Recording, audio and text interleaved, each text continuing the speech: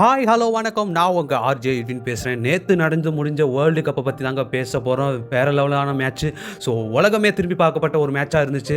சும்மா ஃபயராக இருந்துச்சு. யாராக இருக்குன்னு பார்த்தீங்கன்னா India verse south Africa match தாங்க. முதல்ல அணி என்ன இருந்தாலும் பரவாயில்லடா அடித்து நொறுக்கலாம் அப்படின்னு சொல்லிட்டு ஸ்மாலி வர்மா அவங்க காட்டின அடி ஒரு பக்கம் வேறு லெவலில் போயிட்டுருச்சு. அப்புறம் தீப்தி சர்மாவோட அனுபவ ஆட்டம் பார்த்தீங்கன்னா 50 ஓவர் முடிவில் 7 விக்கெட் இழப்புக்கு 298 ரன்கள் குவிச்சிருந்தாங்க. அதுக்கப்புறம் சவுத் ஆப்பிரிக்கா அணி ஒரு பயங்கரமான ஃபயரில் வருவாங்க ரொம்ப எதிர்பார்ப்போடு பயந்து இந்தியா பீப்புள்ஸ் எல்லாருமே பயந்து இருந்தோம். ஆனாலும் அவங்களால எவ்வளவோ முயற்சி பண்ணாங்க. ஆனால் தீப்தி சர்மாவோட பந்துனால அவங்க விக்கெட்டை இழந்துக்கிட்டு போயிட்டே 45 ஓவரில் அவங்க 246 ரன்களுக்கு ஆல் அவுட் ஆனாங்க. அதுக்கப்புறம் நம்ம இந்தியா 52 ரன்கள் வித்தியாசத்தில் மெகா வெற்றியாக அவங்க குவிச்சிருந்தாங்க. ஸோ உலகமே திரும்பி பார்க்கப்பட்ட ஒரு தருணமாக இருந்துச்சு. எல்லாருமே சந்தோஷமாக இருந்தாங்க.